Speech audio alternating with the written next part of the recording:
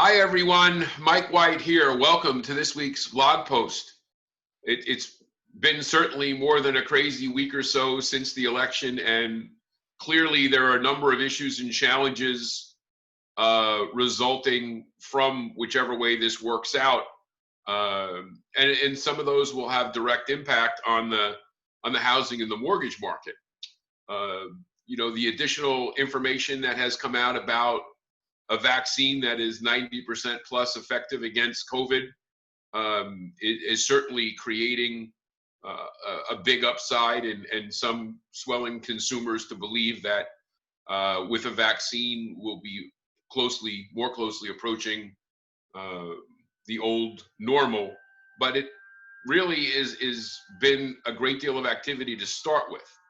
And the important things about these developments are to be, on top of what you're seeing in the marketplace and what the news is sharing publicly, and remain focused and deal with facts, not rumors, as to about what the situation is and what may or may not be on hand.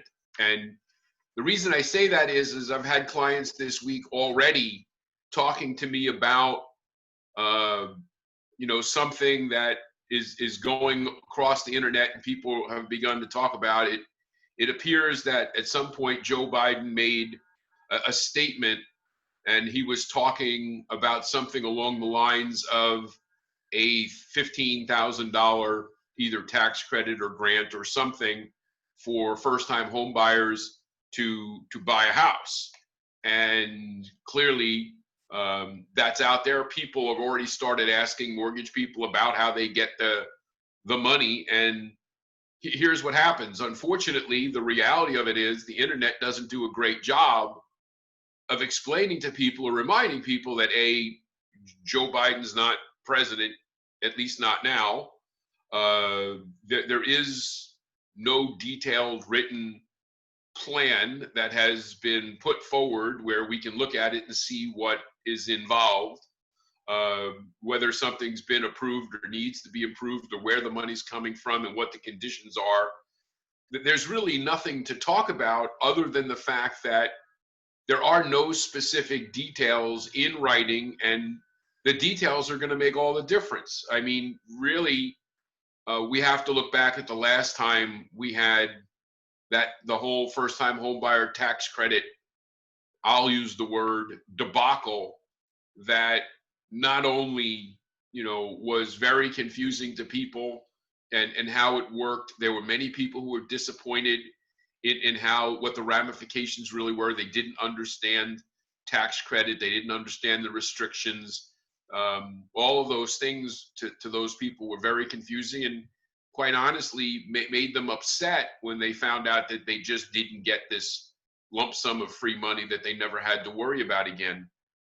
It also put a great deal of stress in a housing market where there's already a great deal of stress. Let's be honest, the lowest point of admission in the housing market tends to be the tightest housing market in the community.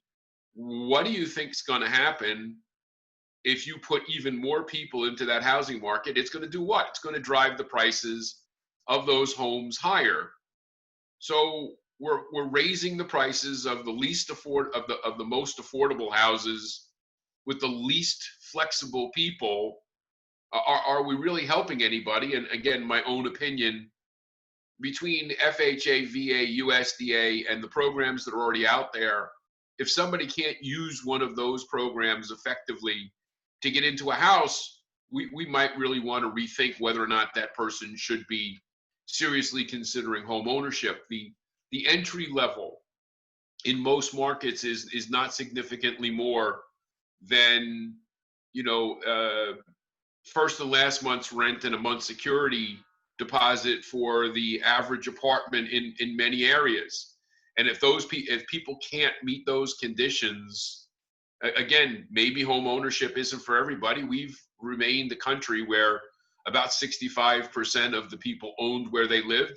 Some people are never destined to own their own home, and that's just a fact. And the thought that this $15,000 is going to make a significant difference, my point of view, and again, it's just my point of view, is it will make a significant difference, but not in the way that it's intended.